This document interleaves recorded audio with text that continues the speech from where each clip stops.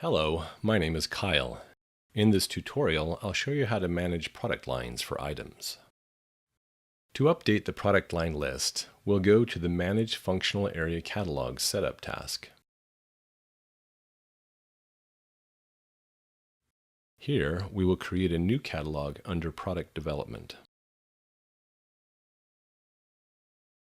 I'll enter a name and description for the catalog and then continue so that I can add individual categories.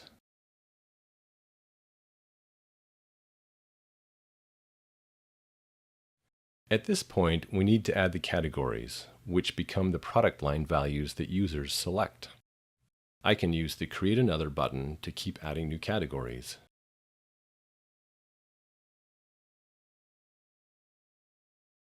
After completing the last one, I'll click OK to finish. And now I'll save my work.